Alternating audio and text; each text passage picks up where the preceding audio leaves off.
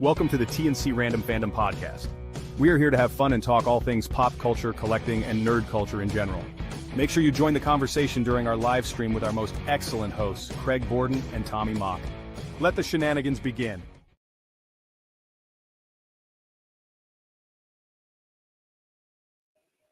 Good evening, everybody, and welcome to this wonderful slime-filled evening of TNC's Random Fandom. Tommy, how the hell are you?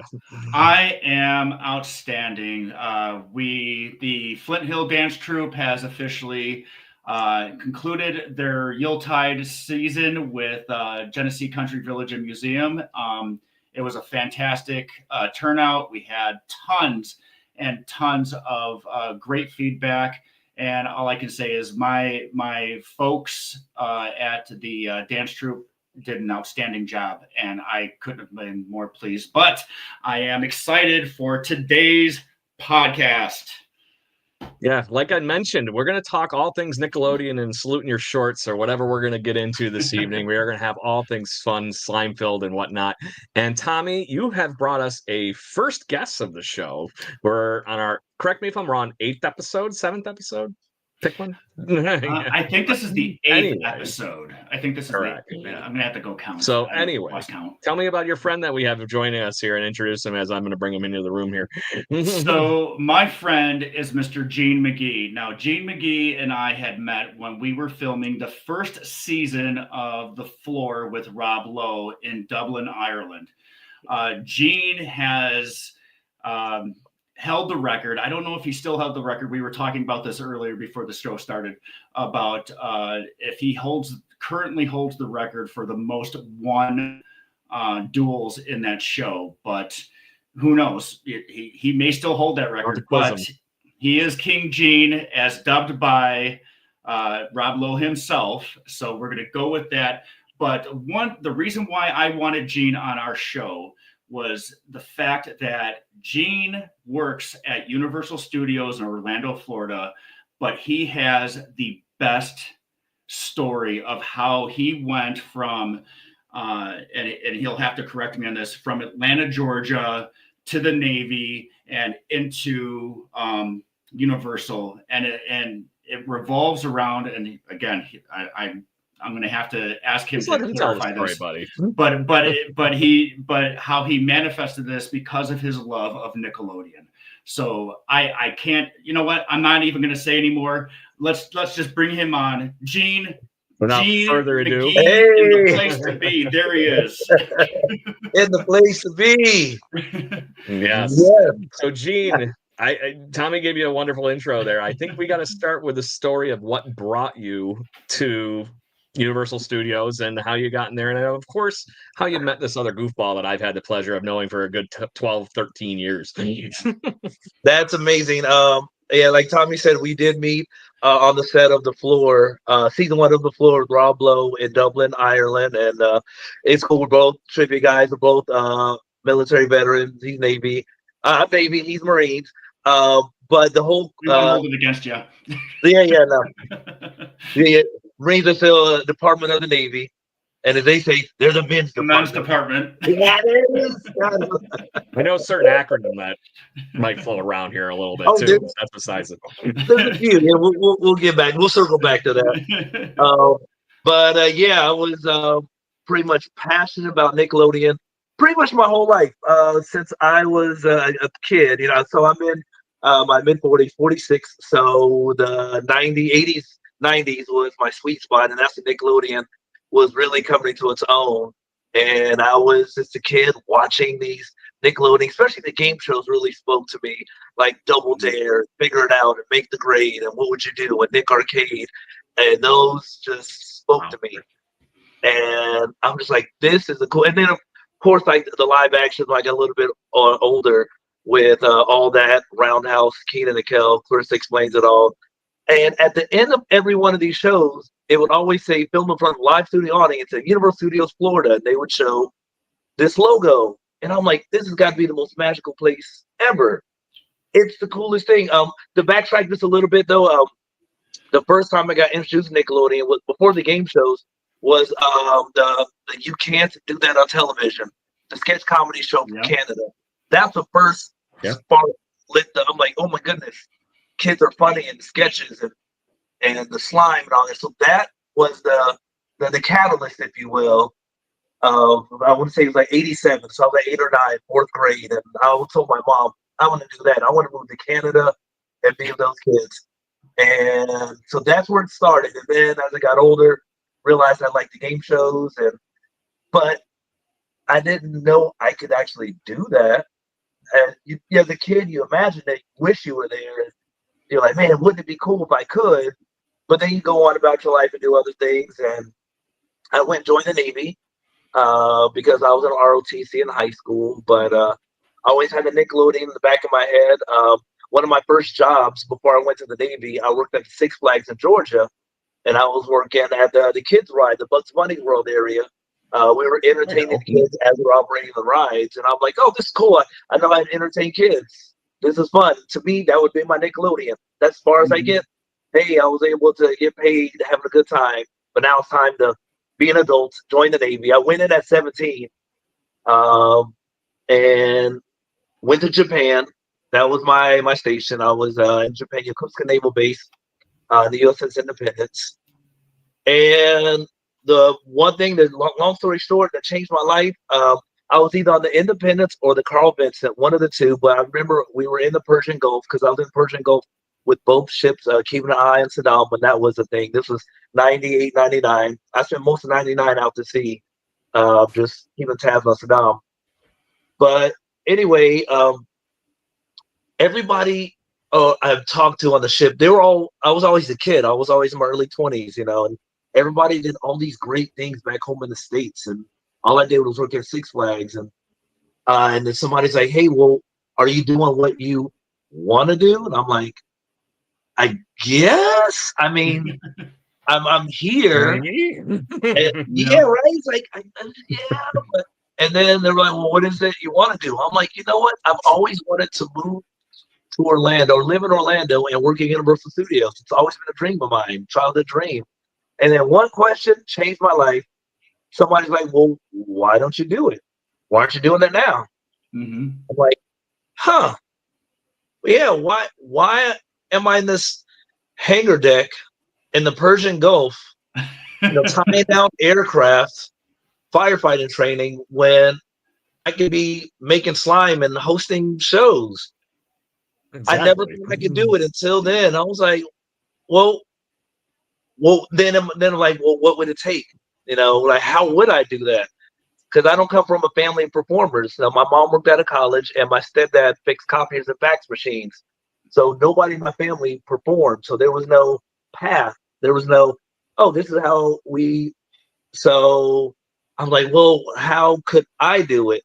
I'm still in the Navy. I did 3 years active, so I was about a year and a half, maybe 2 years in. So I still have maybe a year left of my enlistment. And I'm like, well, maybe if I get out and switch jobs and become a journalist, because journalists they looked like they had so much fun. As a matter of fact, on the USS Carl Vinson, the journalists were looking for some volunteer radio hosts. They were doing a radio program, and they were looking for anybody from any department. You don't have to be a journalist. And I'm like, hey, I want to. I would like it. So I was able to get in as a radio host. Like, I would do my job. So you work for 12 hours at minimum when you're out to sea. And then I would go to the radio station for 2 more hours. And I brought somebody I did kitchen duty with as my co-host because he was funny. And I learned how to do some radio. And I was like, this is way better than anything I do. I'd rather be a journalist than anything. But so it's easier to talk.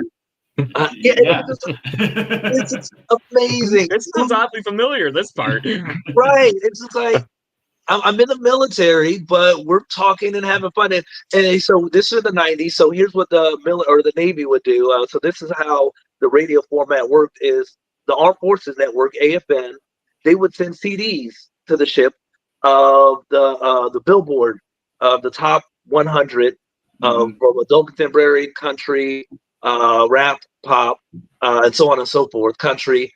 And you would pick your format. So if you were all country, you pick all the country songs, and I was hip hop, R&B. but not all the songs were edited, so you had to audition the songs first. You had to listen to it because it might have like an E designation for explicit.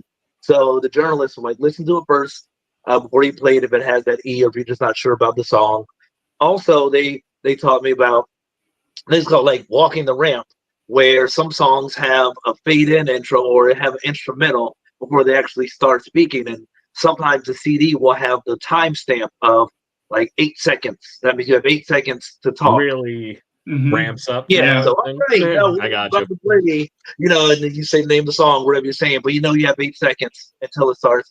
And then some of the songs will have an F or a C, which is fade or cut. They either fade out or they cut abruptly. So you have to know you're going to hit that tag immediately or you have some time. So I learned a lot. I was like, this is so much fun and enjoyable. It's one of those things where like, okay, this is a taste of entertainment, even though it's journalism.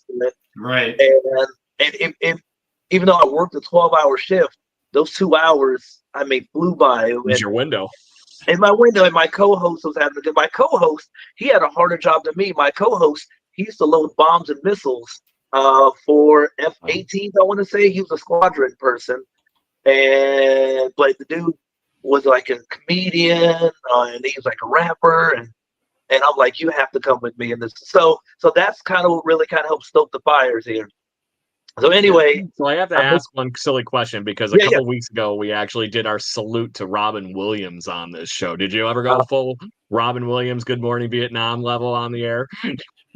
Yeah, because we were in the Persian Gulf and we were out during wartime, so yeah, it kind of applied. Where we're playing all these fun songs, and we're dropping bombs on Iraq. So yeah, there was some. Gotta keep the morale up, man. Gotta keep. I see the vibe. I see where it was born. And we had people calling in because it was a real radio station. So you can either, if you had a radio tuner wherever you were, or on the TV, it was called. Oh my gosh, I forget the name of that moment.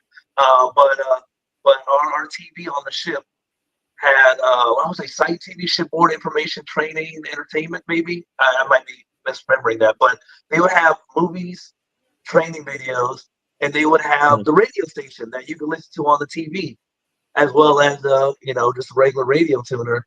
And people would call in, and I remember we'd have like pilots calling in. Like squadrons, like, hey, you're doing great. Hey, give them a bunch of songs, request like too. And then we give them a shout out. We give the squadron a shout out, and it was one of the coolest things. I was like, if I could do this forever, this would be great. But I wasn't. It was hard to get into journalists while active. They didn't have room, so it was nearly impossible. But in the reserves, it was easier. It was more open. So I'm like, okay, if I do my time, go back home to Stone Mountain, Georgia. There's a Navy and Marine Corps Reserve Center in Marietta, Georgia, about a 30-minute drive. I could become you and I met. Is that where we did that antenna install or something? It sounds oddly familiar. We've done a lot of work, especially in Columbus, Georgia. Columbus, yeah, Fort Benning, yeah. Fort Benning, did a lot over there. Yep. Yeah, for work. Yeah, they don't have as much anymore. Especially, I think the Navy and Marine Corps Reserve Center is out there, and we were right across from Dobbins Air Base, which is still there. But when I'm still on the ship, and I'm like, okay, I could do my time and become a journalist in the reserves. And then I'm like, okay, well, we're going to have a GI Bill. I have to get out. Maybe I can use my GI Bill to study theater. Because I was asking, do I need to have a military with the GI Bill? Do I need to study what I did, like aviation? Do I need firefighter, military? They're like, no, that's your money to do whatever you want.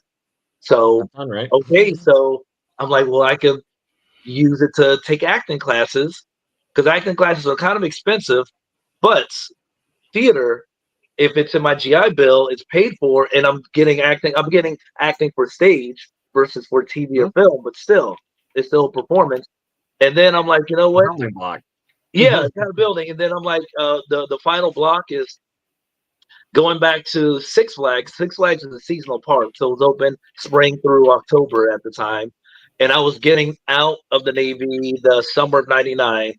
So I'm like, if I go back to Six Flags, I should get a job in entertainment because I was working in attractions, but entertainment might fit me better. And when I started thinking about it, it seemed attainable. I'm like, I think I could do all this. It seemed like I could visualize it.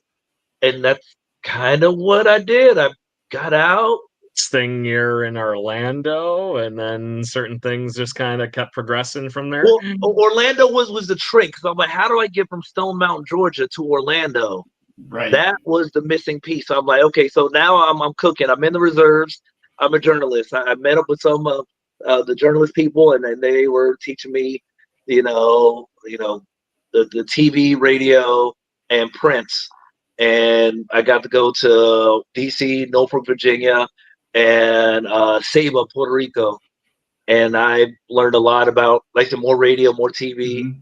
And so I'm like, okay, I'm doing that. I go back to Six Flags, and I was gonna get my old job back at the Kid World, the Bugs Bunny World. But they said, you have a great voice. You should probably be a spieler for the railroad. We have to go around the park. Somebody spieling, talking about all the rides. I was like, well, I did some radio in the Navy, so sure. So that ended up being really good. Yeah. And then, so Gene, go ahead. I'm sorry. Go ahead. And then I used my GI Bill.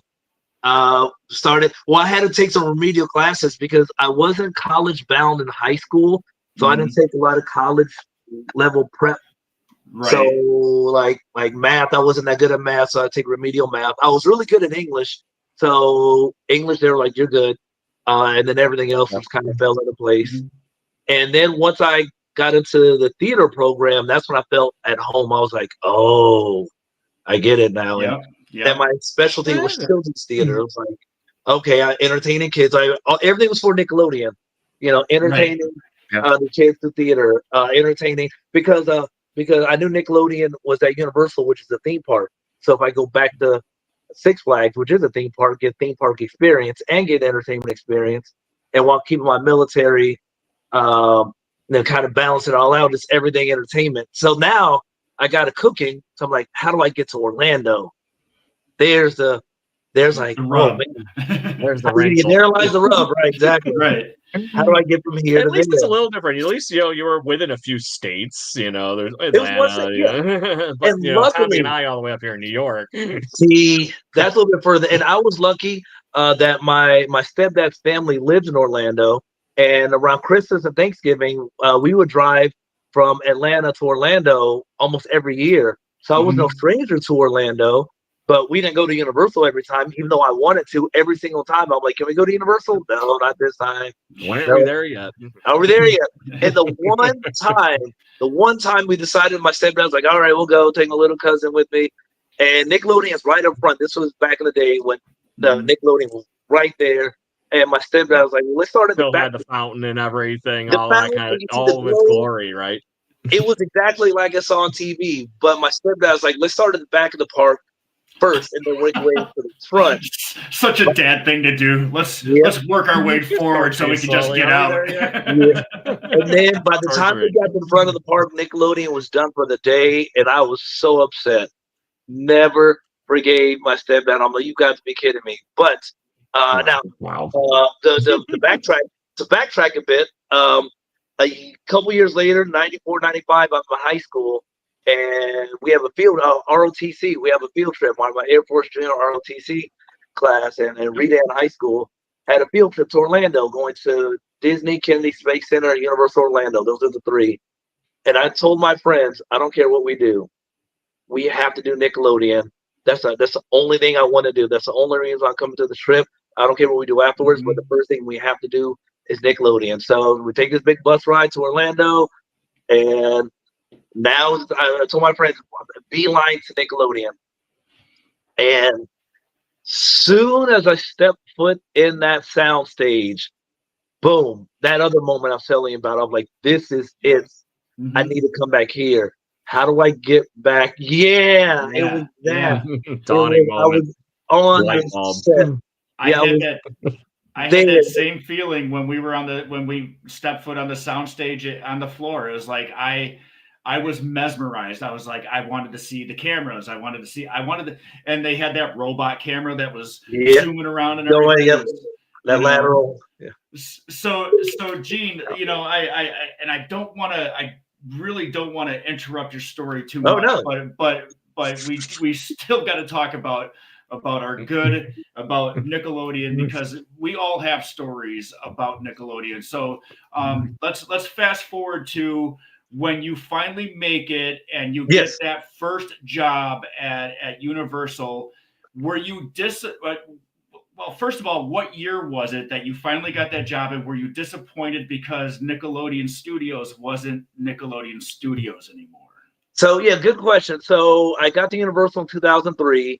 I got a regular job just to get in. I just want to get my foot in, because if I audition and don't get it, I still have a job at Universal, and I'll just audition again.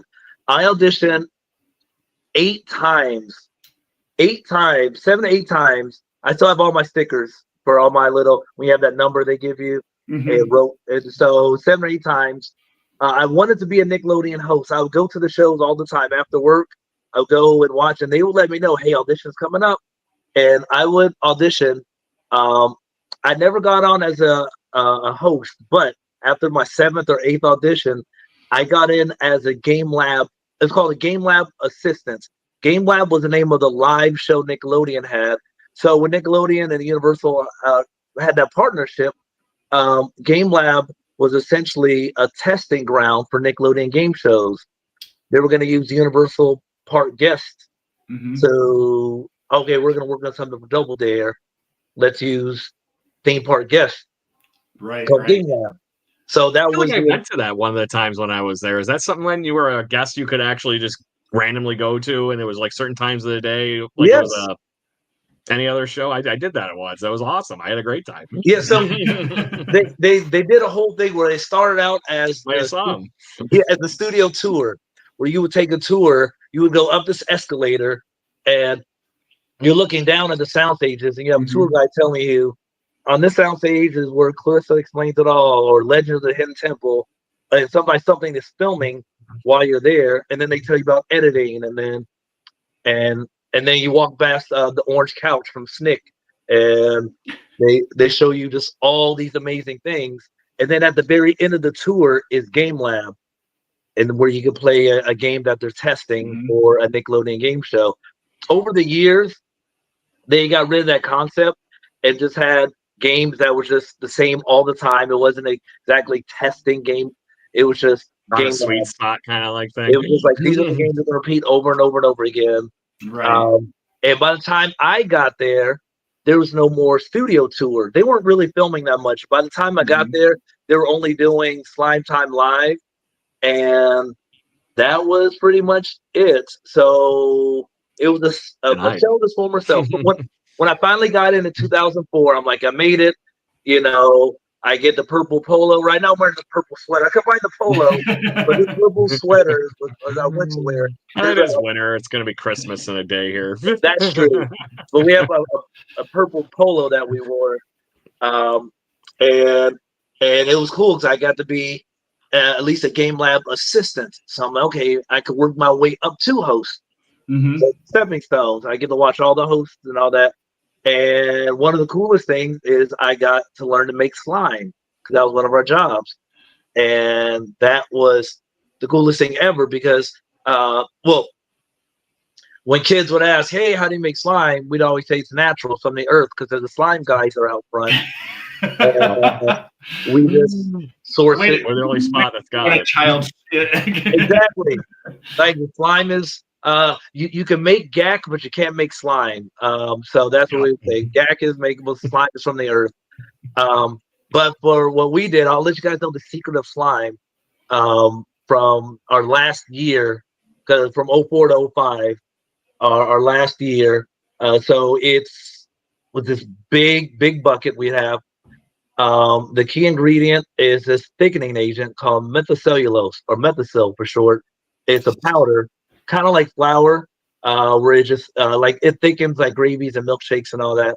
So you add like 2 scoops of methacellulose, industrial grade applesauce, green and yellow food coloring, warm water, mix it up, let it sit. Because we would make 2 batches of it about an hour before the first show. There's 6 shows a day. We have the slime kit at the end of every show, and you just let the slime sit, and then when it's ready, you prep it. Now the host and co-host actually pour the slime, but we prepared the slime in the morning. So, but the cool thing was, I'm in the studio now. I made it. I walked around like in between shows. I'd walk around where I would see like Olmec from Legend of the Hidden Temple, just kind of out in the middle of nowhere. Yeah, it was just out there. But to what Tommy was saying earlier, one thing that I learned that Nickelodeon Universal and Nickelodeon Production were 2 different entities, and they didn't always see eye to eye. They weren't the most friendliest to each other. I don't say friendliest, but just it was a professional relationship. But it was, I came in like Pollyanna, like, oh, one big happy family, and I'm walking around, and my counterpart's like, hey, Gene, we don't go back there, right? I'm like, oh yeah, why don't they? We don't. Yeah, because it was from day one. Mm-hmm. It was a contentious relationship. The ownership of Universal. I have to ask, yes, and put this in Nickelodeon terms for all the viewers. So is this more of a like SpongeBob and Squidward relationship? They worked together, but it wasn't always fun and it created a lot of shenanigans? Or is this more in the tipping the other direction where it's Stimpy, you idiot level from Ren and Stimpy? It was kind of, I would say, the SpongeBob Squidward, more of a, the theme parks run a certain way and production runs a certain way, and they tend to clash because the theme parks needs to, keep things going for their park guests, but production, they need to run things to make sure it's a good show, and it's doesn't always versus process, right? A little bit in that ballpark, maybe. And then also, who's going to pay for? I remember there was a talk about this box of rubber chickens. Who's going to pay for this box of rubber chickens? I mean, well, yeah, we never know there. We can't just throw out this these is your studio. This is your property. Who pays for the rubber chickens? So, yeah, it got, but it was interesting to say the least on the relationship on Universal and Nickelodeon. But I was just so happy to be there. There was a short-lived show that I don't know if you guys ever heard of. It only had 1, maybe 2 seasons. It was called The Splats, and the host was Rockman Johnson. It was one of the first. I know that one. Nickelodeon game shows where you could play in studio. You can also play online. This is like 04, 05. It was still early online-ish, or you could call in, and it was live. And at the end of the show, the bleachers would get slimed. They would shoot a slime cannon to the winning bleachers. And their slime was different. Their slime didn't have applesauce. Their slime had vanilla pudding because it shot better. Oh, that's gross. Add some pop to it, some good slap. It had the little bit more viscous because the applesauce was like scattershot, like shotgun, but the vanilla pudding would shoot out better. So I'm glad you brought up because we get talking about the history of Nickelodeon and how Green Slime came from a show, and you mentioned the show. It's part of Nickelodeon history. One of the very first shows that were ever on Nickelodeon, which is you can't do that on television. Yeah, and when that show came and went, the one thing that remained was the sliming and the sliming of people, and you can't say those words in order you're going to get slimed or you'll get watered. The water, I don't know if it's slime and water for water. Yeah. So and you were actually a nice kind of in between my age and Craig's age, because Craig just turned 40. Okay. I'm pushing 50. I turned 50 in April. And so you're right smack dab in the middle. So we cover pretty much a good basis of like the history. Beauty of it is we're all 8 at heart in this conversation, I think. Yes.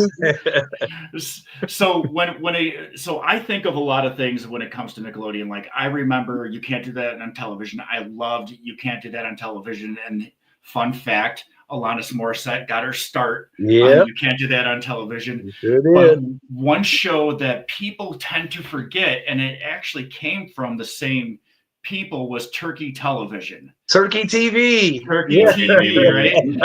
Turkey TV, and that was my introduction to great, little smatterings of pop culture like Dr. Demento. That's where I saw the Fish Heads video for the first time, and the only time was on Turkey Television.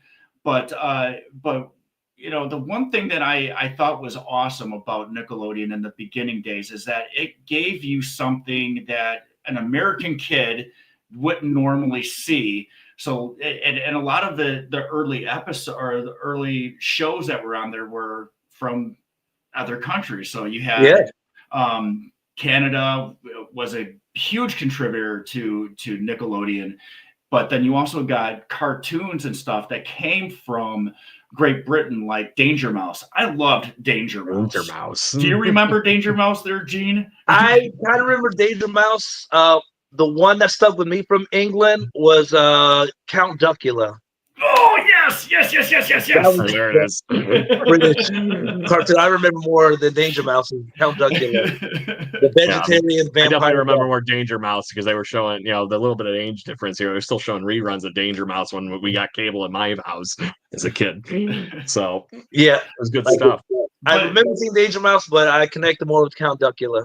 But one of the and then Nickelodeon, before there was such a thing as the chunk of time that they would take out to have Nick Jr., they had shows, and I promised I was going to do this.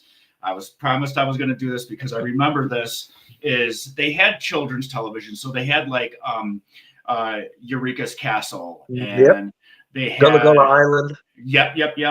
But then there was the Sharon, Lois, and Bram Elephant Show. And I said, I'm going to do it. So, skidamarinky dinky dink, skidamarinky. I remember that. I love you. There it is. I know the whole song, but I won't sing the whole song.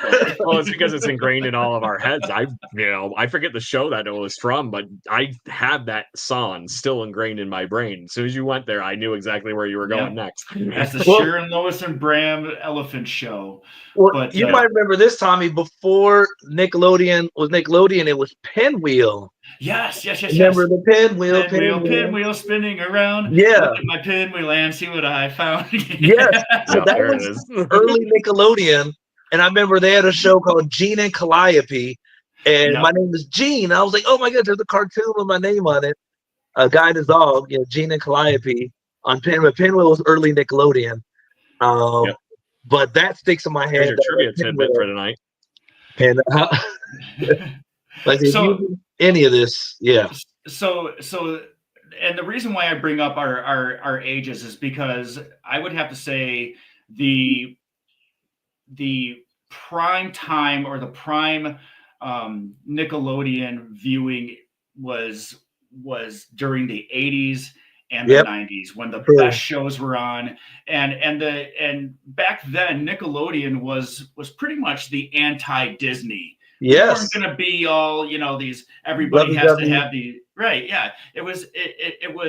They dumbed down the adults on the shows because because kids were supposed to be these. It was the Toys R Us of television channels. It was where kids could be a kid, where kids rule. Right, exactly. And they specifically did that. They made it purposeful so that kids were going to tune in, and they knew that, it was going to be, I'm in charge, and this is the coolest thing ever. But you would get shows like, and you mentioned them, Clarissa Explains It All, shows that the parents weren't necessarily dumb, but they dumbed them down a little bit because again, the main focus were those characters. But we also got great shows like Pete and Pete. Loved Pete and Pete. Loved Pete. I always like Hey Dude was always weird. Hey Dude. There's a farm right across the street from my house growing up, so I was like, oh, what's that? Is that what's going on over there? Yeah, the dude right.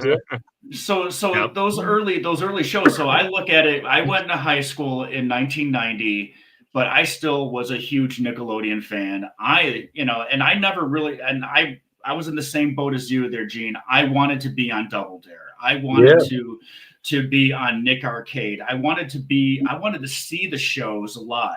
Yes. And that's the reason why I wanted you to tell your stories, because the way that you went about and you manifested your story and you created, you basically said, you know what, this is where I want to be. And I'm figuring it out, and you did it. So, to get back on the history of Nickelodeon, and I'm glad that you talked about Green Slime, because I've read a book called Slimed: The Oral History of the Golden Age of Nickelodeon, which is a fantastic book. I highly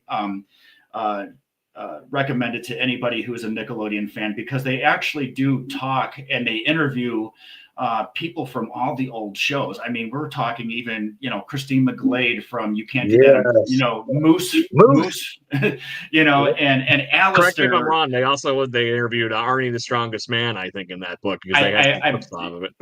I believe so, but Mark Summers writes does the foreword in the book, and it tells a fantastic story, and I don't necessarily want to dig into some of the controversy stuff, with Schneider. That's I want to keep this as light and awesome about all of the things that we loved about Nickelodeon. So, but when you talk about the Green Slime went through different phases of consistency, and I think one of the very first. And I'm actually going to look at this. It says that it was Jello based, or the original was Jello based, but then they changed it to cream of wheat and oatmeal with water, and then green food coloring and baby shampoo. And that's what they used on You Can't Do That on television. But it's funny how that is still a mainstay, and even the color orange, the purpose of the color orange. So right, exactly, right on your shirt. So what sticks out mostly, and I'm going to ask this question to both of you, when it comes to Nickelodeon, give me your top 5 shows. From whether you're from the, and this is a revolving door of things, but the top 5 shows. We should probably just go around one at a time, because I'm sure we're going to step on each other's spine. Right. Yeah. So I will start with you, Gene. Your top 5 shows that made you say, I love this channel and I need to work there. Yeah. So You Can't Do That television. That was the first. Then there was, I like comedies, so I guess what I'll do, like All That was a big part of it. Let's see, there was a short-lived show that was also Universal, but people didn't really know too much about it. But Roundhouse, Roundhouse was before All That, but all the kids could sing and dance too. Definitely Clarissa explains it all. And something that was outside of the studio that I love, that just made me just take notice, and my shirt kind of alluded to it, was Are You Afraid of the Dark? Yeah. Also from Canada. I became so obsessed with Canadians because of Nickelodeon, because You Can't Do I'm a Blue Jays fan, if that puts you in perspective. And Are You Afraid of the Dark were Canadian imports, and I've been fascinated with Canada ever since. But honorable mention, it's kind of outside of my 5. There was a show called Guts. I don't know if you remember. Yes. Michael O'Malley. Yes. So I brought something for to show you guys. So in 2008, I worked on a short-lived show called My Family's Got Guts, with host Ben Lyons. I was actually I was an audience PA. I recruited audience in, and I still have my jackets. Let's see if you can see this from No. my family. Oh, nice. Got Nice. Guts. Guts. Yeah. I was Perfect. gonna say if you had a piece of the aggro crag, I was going to That's where I like thought it was reach going. through the screen and rip it out of your hands. But yeah, Which might have been a Nickelodeon bit of Are You Afraid of the Dark at some point. yeah, right through. But yeah, so I got a chance to. And here's the crazy part: is my family's got guts was filmed in '08. Nickelodeon Studios closed in '05. So this actually was not filmed in the actual Nickelodeon Studios. We filmed it. We were still at Universal, just using other sound stages. But we couldn't use the Guts sound stage because they were filming the show called TNA Wrestling, which I was also working for at the same time. So I was recruiting an audience for wrestling and Guts. But we had to split into two sound stages because they had a big wrestling ring where they would normally have the aggro crag. So we had to have our aggro crag in another stage. And then the moms and dads got to compete with their kids. That was my family's got guts. On that show, I also got to meet Mark Summers. That was really cool. The myth, Yeah, he came at the end of our rap party when we finished. That was in August of '08. That was like the year I turned 30. My birthday is August 8th. It was 8/8/08.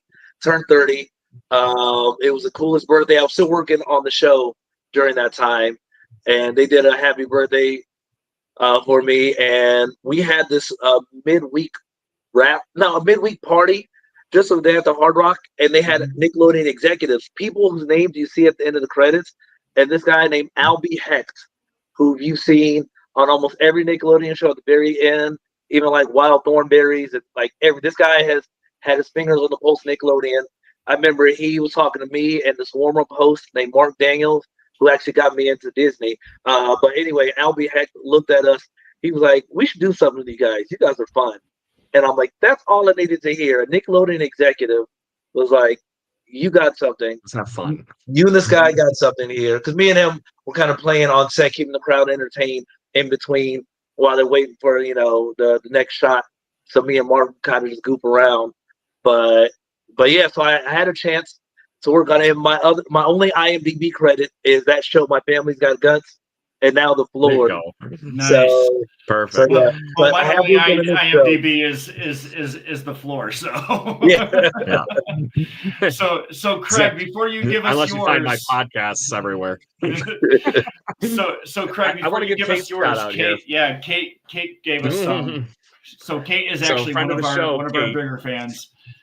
Yeah, Rocco's Modern Life, all that. Yeah, Real Monsters was always a personal favorite. Cat Dog. I'm noticing a trend. You might have been a little bit into Nicktoons, Kate. The animation. Yes. But yes, at that time, Nicktoons were where all those shows were on. That was the perfect timing for the heyday Nicktoons of Nicktoons. Yeah, that's what I. So yes.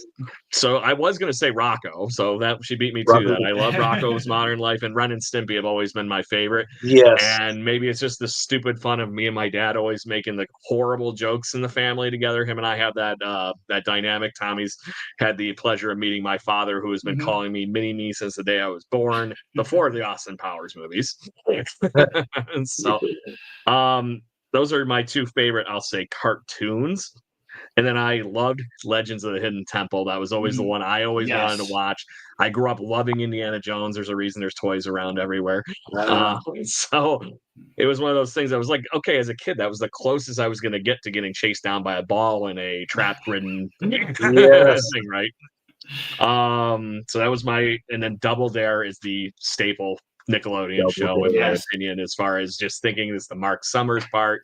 I had the pleasure of when I was a kid, they did some live things in the late 90s. Yeah. One here in Rochester, and my parents had the good nature of being able to get us tickets and actually go. Mark Summers hosted it. Oh, nice. So that was really cool. It was like the first round that they did, and Mark Summers was actually hosting them the first round, I guess. And then I always loved the show Salute Your Shorts. Salute Your Shorts. So that one was one of those ones that it just, to me, that was how me and my friends always hung out all the time. That was we weren't at camp, but we were always hanging out in the woods, goofing around, doing whatever it was. It just felt very much like how me and my friends goofed around, kind of case in point with how we goof around on this show. So it's all in good fun. It's all in shenanigans. You make me want to fart. Camp on Alana. We run, we jump, we swim and play. So I gotta say, so Tommy. you mentioned Salute Your Shorts, and the guy who plays, I think his name was Budnick, right? The redhead kid. Oh, right? Yeah, Budnick. Okay. Yeah, Budnick. Here's a quick little trivia fact for you about was it the character's name, or the actor's name is Danny Cooksey. Danny Cooksey, yeah. Danny Cooksey. So Danny Cooksey not only had a tiny bit part in Terminator 2. Yes. But did you also know he was that John he was Connor's friend? Easy money. But did you also know that he was in a rock and roll band as a kid called Bad for Good? No. Yeah, Steve Vai was in it with Tommy McLaughlin was like the little kid version of Steve Vai. So yeah, so if you want to hear some like old school, like early 90s, kids rocking out kind of stuff, and I'm not talking like Kidz Bop or anything like that. This is like a legit rock band, and it's called Bad for Good with the number 4. Check it out. Danny Cooksey is the lead singer. So to piggyback off you, Tommy, so other fun facts about Danny Cooksey, I know he was on Different Strokes. He might have got his start. And he was the voice of Montana Max on Tiny Toon Adventures. No way. That's no way. I didn't know that one. I did not know that. Fun shows. Yep, he was the young Yosemite Sam, but as a businessman. So I've like seen and heard his voice all throughout my childhood. I completely forgot that he was on Different Strokes. That's actually Different Strokes, cool. Yeah. I want to play the guitar in that too, if I'm not mistaken, which makes sense of him being in the band. Yeah.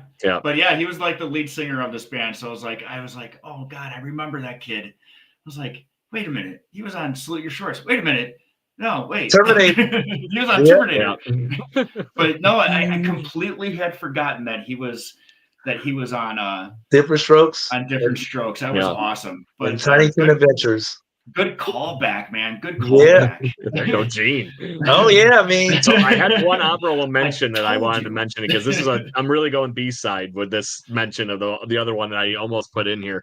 I used to love watching, we talked about all that and some of the other ones. I always liked the little spinoff they did of all that. That was the cartoon animated and all that stuff. I loved Kablam as a kid. Oh, it was one of the ones me and my brother always loved. The Action League, now all of that and everything. It was always just some random hodgepodge. And honestly, growing up, it actually grew. I felt like that show aged with me a little bit because Seth Green, who is hilarious, takes that concept and basically made the show that is Robot Chicken. I got you. And it got to be my same little 10-minute, 5-minute shows and stuff like that. It got me that same fun all over and over again. It was really cool that I got to experience that as a child and an adult. And obviously, Robot Chicken being way more adult themed. Of course. But that same fun with the animation was cool.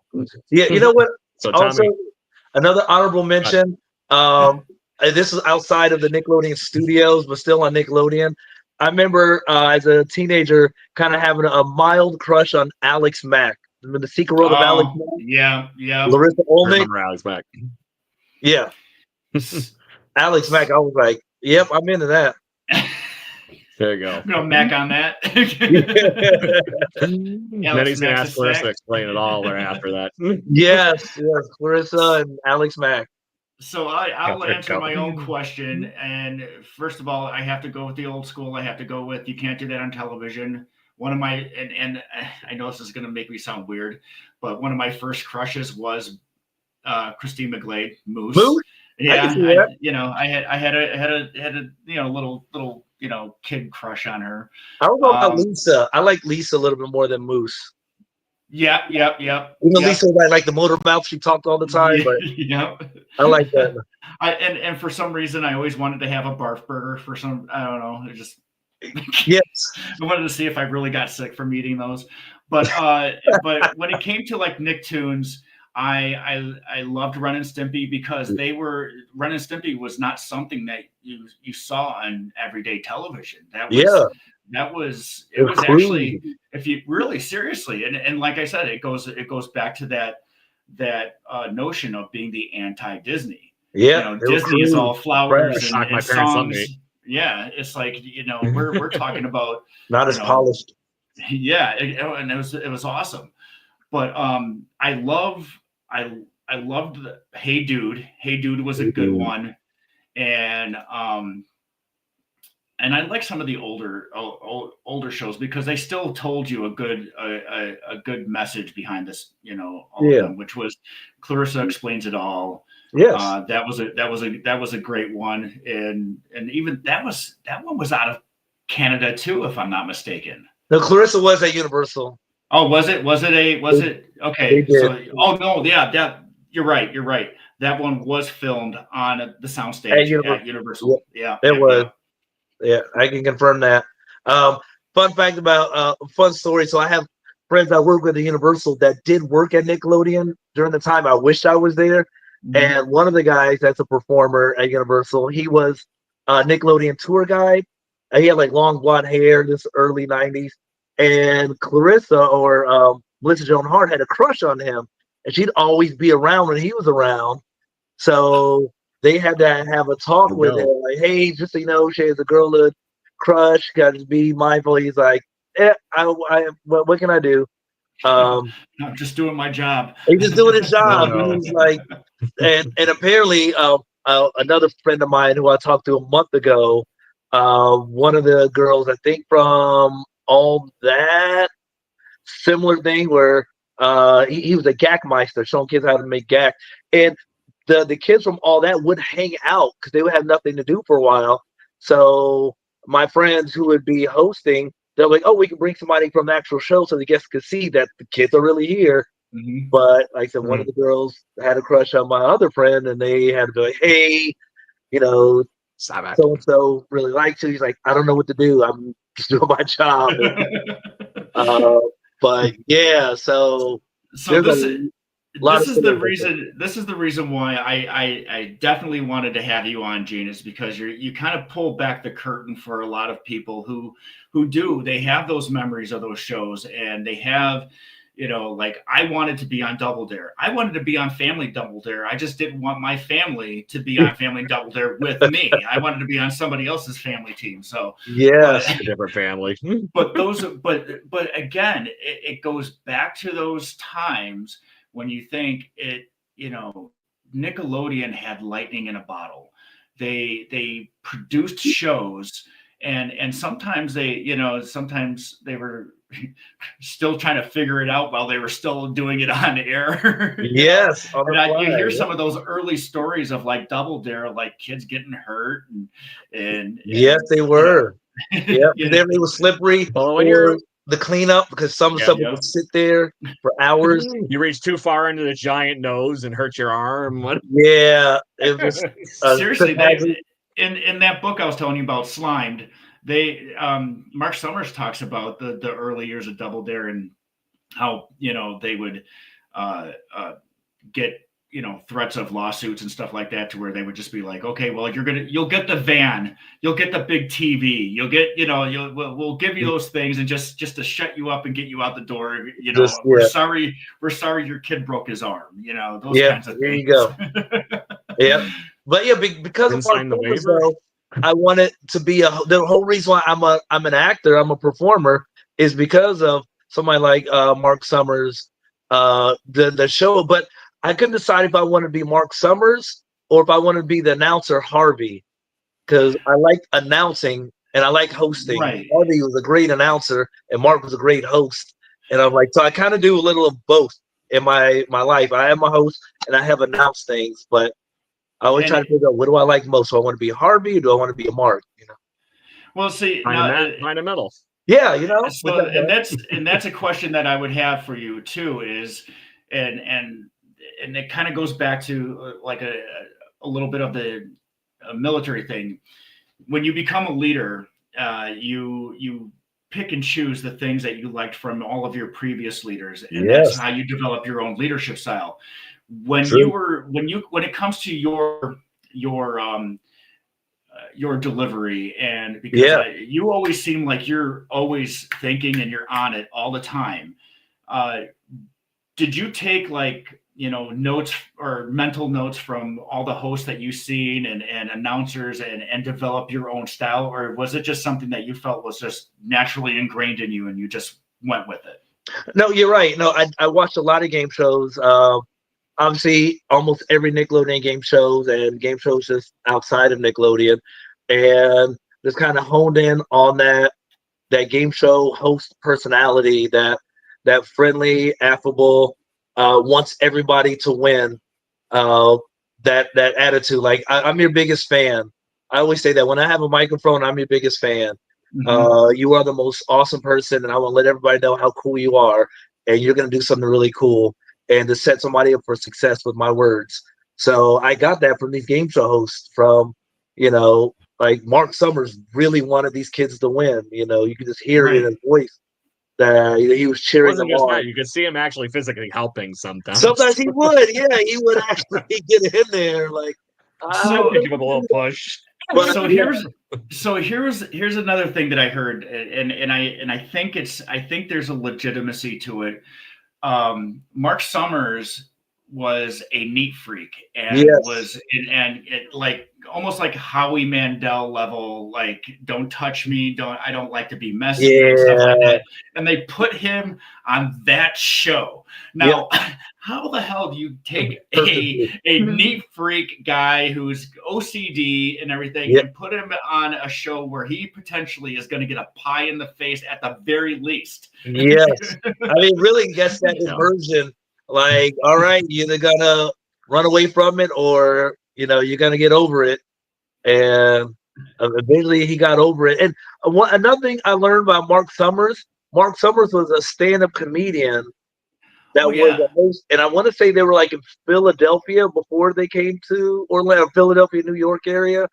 And that was another thing I learned being at Nickelodeon. So all these game show hosts, I assume everybody was just from Orlando, but all these game show hosts came from LA, New York, these big cities, or Philly, and came down. Now the contestants were from Orlando. Like a lot of my friends, some of my friends who I work with, they were contestants on Nick Arcade or Legends, but all these hosts, they didn't work at Universal.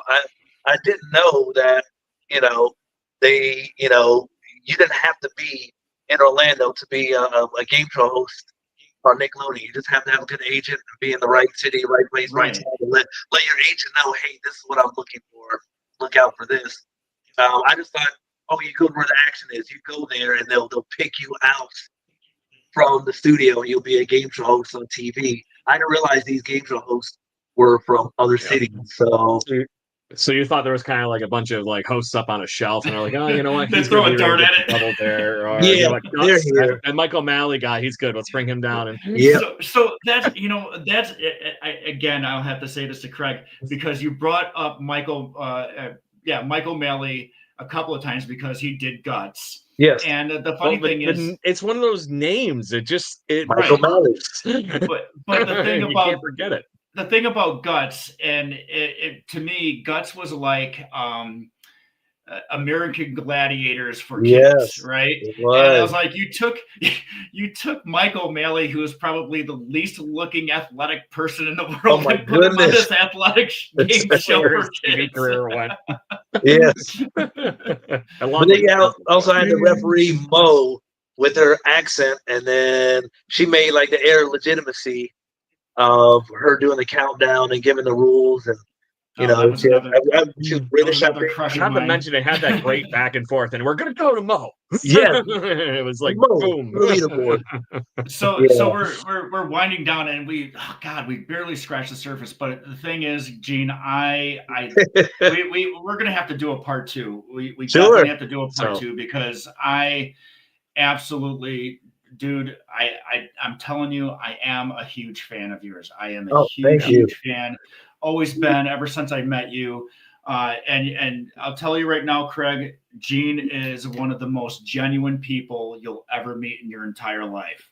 And my wife, who never ever says to anybody, hey, if you're ever in town, come, you can come and stay with us. She said this to Gene Magee, and I was like, "Holy crap, who are you? And what you do in my life?" But I'm gonna. So on that note, I have to ask one question here because I've let you two talk. Yeah. I'm just kidding. So I had one. We talked a lot about NickToons. There's always that one that like sticks out. Either you perfectly identify with that Nick character, you imitate the voices. There's some piece of one Nick character that just is ingrained in your personality. For me, it was always, I was like drawn to the Angry Beavers because I was kind of me and my brother constantly. I was more, Norbert trying to steer him in the right direction, being the older brother, him being Daggett, kind of a little. When we were younger, obviously, I think it's funny that I've completely flipped personalities where I'm the crazy talkative one and he is the super stern and quiet one. So is there anybody for you, Gene, that like in those Nicktoon ballpark that you really identified with? Or like I said, is it just somebody you like goofing around and making the voices for? I really identified at the time with Doug Funny from Doug. The cross between Doug and his friend Skeeter. I feel like Skeeter. The silly, the silly, goofy, the wackety schmackety. But with Doug always had a crush on Patty Mayonnaise, and I was a girl crazy boy back then, and I always identified with that. He never could get, he was always friends with the girl, but all these hijinks, and that really was, I feel like, between Doug and Skeeter was it's a well played one. I like that because honestly, I didn't even think that one on that, but I was basically I lived Doug Funny for years. Honestly, Gene, I think you're right because I would say out of all the Nicktoons that weren't child, like little kid related, like rugrats or something, right? I would have to say that Doug was probably the most wholesome of all of the Nicktoons. Yes. But it was still entertaining it's seriously. And to the point to where even Disney bought the rights to it and put it on the Disney Channel. It was so wholesome. They're like, let's take this guy, this whole thing, Quail Man, bring it to the empire. But that was exactly. Doug was, I definitely identified with that too. Like I liked Ren and Stimpy, but as far as identifying, seeing me in a tune would be more like Doug Funny and Skeeter. Yeah. Meanwhile, have a good day. Maybe it's more happy, joy, or you got that friend that's going a little nuts. It's like, you idiot. Yeah. Well, here's a crazy one. So we're coming up on Christmas. I remember asking my mom for the Ren and Stimpy Sega Genesis game for Christmas of '94. That was a good one. It was a great game. Great. And I got an emulator recently, and it had like 20,000 something games, and that is on there. And it was just as good as I remembered it. So Gene, since you are our first guest, and I think this is something that I would like to do whenever we have guests on, because obviously we're TNC Random Fandom, and we want to talk about everything that is your fandom. So outside of your Nickelodeon universe and what projected you or propelled you into Florida and where you work now, what is there anything else out there that you just completely geek out about, like whether it's collecting those awesome t-shirts that you have, and that man has like I would have to assume you probably have like those giant closets, or you have like a spare bedroom that's just t-shirts that are these crossover t-shirts. But is there anything out there that you completely geek out about, so that if we said we're going to have Gene on again and we're just going to talk about his collection of this, what would it be? I mean, yeah, you're right. I'm looking at it now. My closet full of just like these craziest t-shirts you can imagine. And I'm a big like horror movie fan too. So I have a lot of horror movie crossovers, especially with even though I'm a Freddy Krueger fan, I have a lot more Jason shirts than Freddy for some reason. So I have like a TGI Friday the 13th shirt. As yes, as well That's as awesome. as This will just well give you as my horror movie background here. I'm more of an Evil Dead fan than I am an actual horror movie fan because it's freaking Bruce Campbell being goofy and weird and hilarious at the same time. Paper cut, blood everywhere, whatever it might be. But that's awesome. I love that Friday the 13th rip there. Yeah, I'm a big horror movie. But I mean, funny because I'm into comedy and silly and wackety schmackety, but horror movies. I was scared of them as a kid, but ended up being my favorite thing as an adult. And so, and I once again, these shirts are great because I get comedy and horror. Yep. And to your point, you must have stayed up for that little extra SNICK with the orange couch and watched a little bit too much Are You Afraid of the Dark, maybe. I mean, I'm wearing the shirt. He's wearing a shirt. He's wearing a shirt. And fun fact, Ryan Gosling was in one of the early episodes of Are You Afraid of the Dark? There you go. Ryan everybody thought it was all the Mickey Mouse Club that dawned everybody in the show. You know, there's so many stars that come from Nickelodeon too. It's the same thing. The fact that Keenan is still on Saturday Night Live 20-something years later, he's been doing sketches. He just made a good joke about that the other night too. Oh yes, he's been there longer than anybody. And he's been doing sketches since the early 90s. Yep. Yeah. So Martin Short was the host the other night. He joined the Five Timers Club, which was hilarious. So, but then he's doing his monologue, and they come out and like trying to get him to a Christmas, number. And so all the cast members, and he goes, "Oh, it's so good to see you kids." And Keenan. He's not a kid anymore. I remember one of my favorite Saturday Night Live jokes with that. It was Five Timers. I think it was no, it wasn't Five Timers. My mistake. But at the time, Tim Meadows was the longest running cast member, and I remember Mike Myers came back to host, and Mike Myers, "Oh, Tim, you came by to see me host," and I was like, "No, Mike, I'm still on the show." So, I did that. Yeah, I'm such a good guy. He came by. I know, I'm still here. I love that. But yeah, we're big fans of Saturday Night Live and all those goofballs too. But that's besides the point. So, Gene, on this show, I don't know what you got going on in your life, but we always try to make sure every guest that I ever have on any of my podcasts is we give you a shameless self-promoting bit. So you are more than welcome to use this time to talk about Gene and whatever you had got going on in your life, my friend. Oh yeah, all the social medias. I mean, everything is open. I have a Cameo account, giving people tips and tricks on game shows. How to get on a game show once you're on a game show, what's it like to be on a game show, the post fallout of a game show. I have on my Cameo, and I'll be in New York actually next month. One of the MCs. It sounds like there's some beers that might have to happen. Are you going to be upstate? Road trip. I'll be in the city though. I'll be at the Javits Center. I'll be in the downtown New York area. At the end of January for the Progressive Boat Show tour at the Javits Center. So, and I'll be in Atlanta also that second week of January as well. So I'll be, and that's where I'm from. So I get to see my family. Awesome. And then in New York, I get to see some friends and as well. Yep. You'll probably see Tom and Lindsay for sure. Yeah, definitely reach out to Lindsay.